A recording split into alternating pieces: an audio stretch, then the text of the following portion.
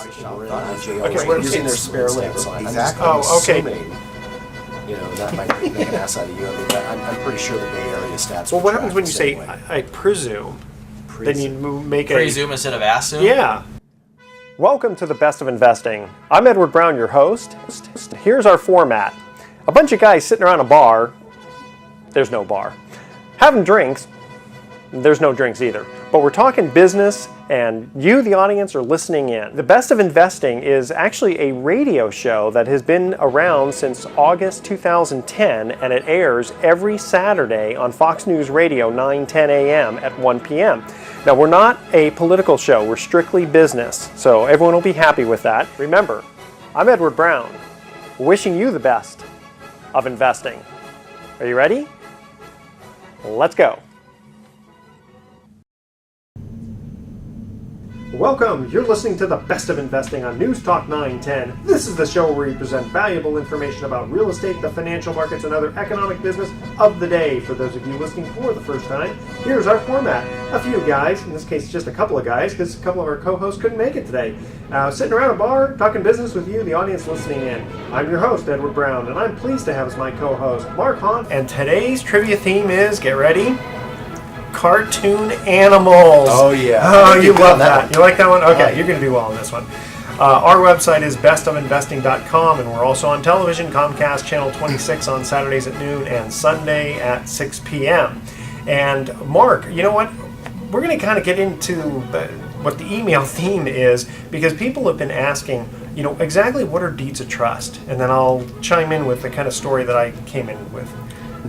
For those of you who may not be familiar with what a hard money lender does in this marketplace today, is we essentially lend out other people's money mostly to real estate investors. We're kind of filling that market niche that the banks don't really fill right now, which is making loans to real estate investors. Yeah, a lot of people realize how hard it is to get a loan from a bank right now. Yeah, unless you're buying a home. Now, if you're buying a home, of course, the banks are making great loans right now. What, 3 3/4? You can still get a bank loan for. And so the banks are really focused on making consumer home loans. So if you want to buy a home for your primary residence, absolutely. That there's Wells Fargo, Chase, Citi.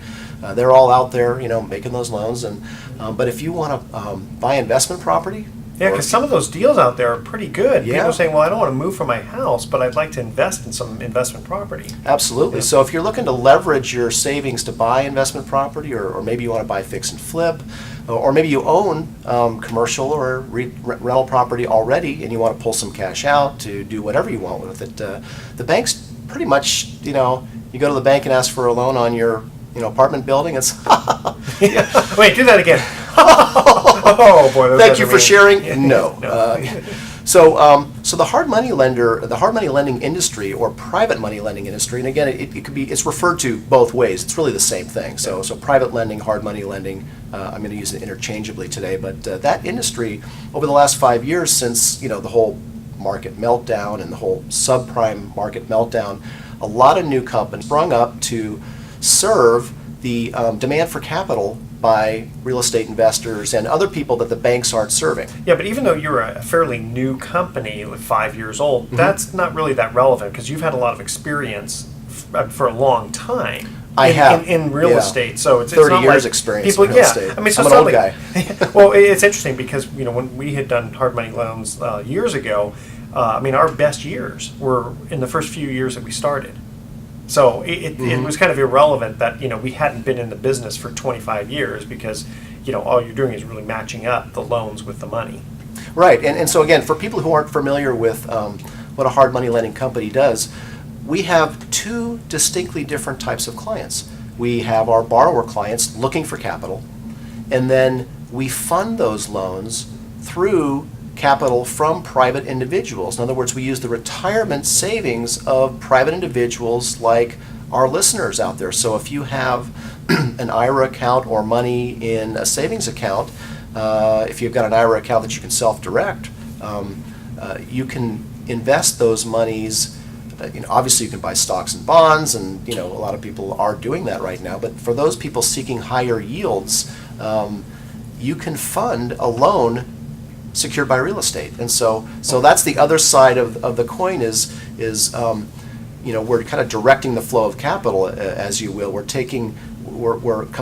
matchmaking people with money who want to earn a higher yield on that money, a secure high yield, and we're matching them up with people who are looking to borrow money and are willing to pay a higher yield for the short-term use of that money. And so we're brokering that transaction. Okay, and a good example of that is exactly what I just did with my IRA less than 2 weeks ago. That was a great one. Yeah. Tell the audience about that. Okay, so the deal that I got, there is a gentleman buying a 7-year-old condo, so it doesn't have any deferred maintenance on it, in Sacramento, in a decent area. The last price was $67,000 a year ago, and he's getting to buy it for $60,000, and he needs a loan of $42,000. So he's coming in with $18,000. So it's going to be a 70% loan to value, which is not super conservative, but I figured, a $42,000 first mortgage on a condo where the rent is almost $1,100 a month doesn't have too much risk associated with it. Right. If worse comes to worse and I have to foreclose, then I'll get to foreclose and own this thing for $42,000.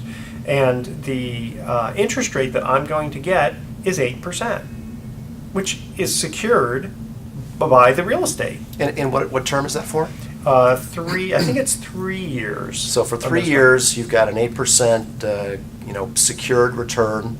Interest-only payments, or no, actually, this interest? one is going to be amortized over. I think it's a 30-year amortization, so I'll get a little bit of principal back, and a little more conservative because the loan to value will slowly go down. Right. And within 3 years, he'll probably pay us off. And if he doesn't, I can talk to him about extending it at another 8% rate, or I can foreclose. It just gives a lot of options. And again, this is investment property, not his primary residence. Correct. So you're not worried about having to kick a family out of their home if something happens to him financially and he no longer can afford to make the monthly payments, which in this case seems pretty unlikely, because if you're looking at what $400 a month is roughly going to be his loan payment, Yes. and he's getting rental income of $1,100 $1,100, yeah, and the condo fees are only about $200 a month. Yeah. So it's a great. I would have loved to have been him and buy this property for $60,000, but I didn't. That opportunity wasn't given to me. The only opportunity was given to me was, how would I like to invest $42,000 at 8% interest?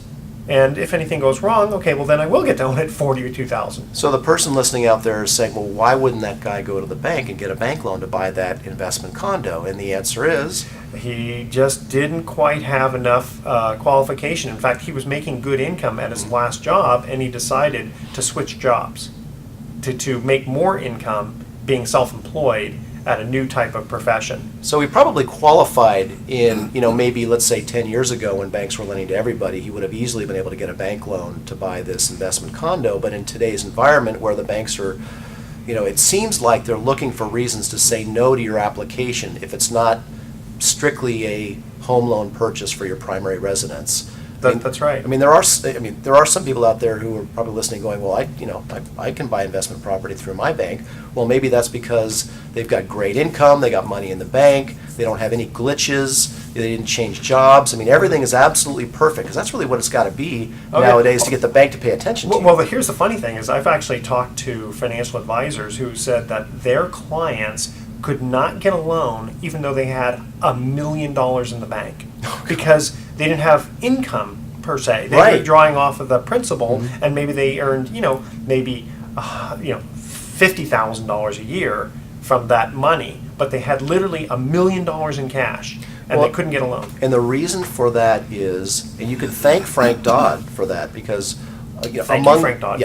among the millions, it seems, of new regulations that have been passed thanks to that huge, pork barrel bill known as Frank Dodd, many of those new regulations affected the lending industry. So they wanted to make sure that the subprime and predatory lending never happened again, right? Exactly. And really what the effect of many of these new regulations are to take away consumer choice. And so what happened in this case, where you were just talking about a guy having $1 million in the bank and the bank can't make him a bank loan, well, that's because he doesn't have the income, the current income necessary to service that loan. He can't demonstrate that income. So having $1 million in the bank is not demonstrating a current income capacity to make the monthly payments on a loan. And so really what you have to be able to fill in all the squares and all the numbers correctly. It really is, lending for the banks is a numbers game, whereas lending for private lenders, we can use subjective data and decide to make a loan because we can intuitively say, oh yeah, this makes all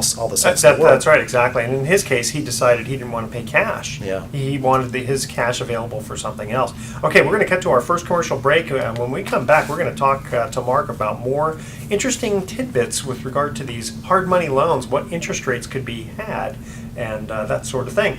And our theme for the trivia is cartoon animals. Okay, here's our first commercial break. Here's our first trivia SpongeBob. question. SpongeBob. No, there's no SpongeBob Patrick. in here. Yeah, Patrick. Okay. Everything I need to know in life I learned from Patrick. Yeah. Okay. What kinds of animals were secret and Morocco? Now you have to go back to the 1960s for this one. Okay. And what would happen is you'd hear, "Hey, secret, yes, Morocco." That's where the theme comes from. Okay. Welcome back to the Best of Investing. I'm Edward Brown, your host, along with my co-host Mark Honfley. When we cut to the first commercial break, we asked this trivia question. And again, the theme is cartoon animals. What kinds of animals were secret and Morocco, where you would hear, "Hey, secret, yes, Morocco"? I know I recognize that, but I can't remember that. Okay, but give the audience your Squidward from SpongeBob, because this is a good one. I hate all of you. I know you don't hate the audience, but that's okay. Okay, so we're going back to the 60s. Secret squirrel and Morocco mole. Oh, my do you remember that? God, I okay, do. Yeah, see? You have to be older than Old. 30. Yeah, you have to be old like us to know that. Mark, when we cut to the break, we had said that we were going to tell people what kinds of interest rates and what are deeds of trust. Get into a Right. little more detail.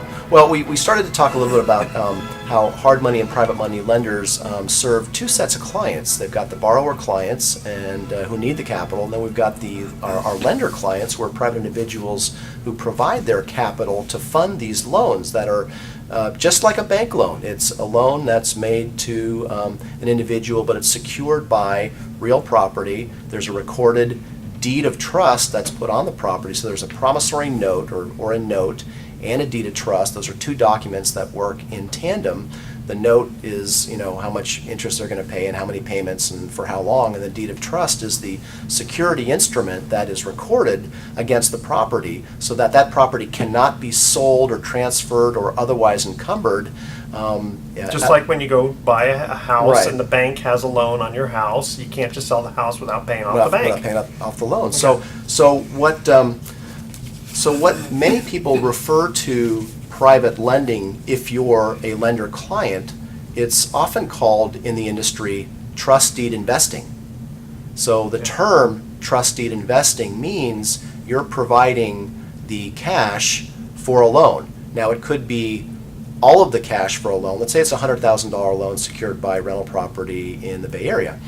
You could put up all $100,000, or maybe you put up $25,000, or maybe you put up $50,000. In other words, you could be one of 2 or 3 or 5 people putting money into a loan, or you could fund the whole loan yourself. It's done both ways very commonly, but it's called trust deed investing because your money is secured by a deed of trust. California is what's called a deed of trust state. A deed of trust is a mortgage. It's the same thing. It's that of the 50 states, some states call it mortgage.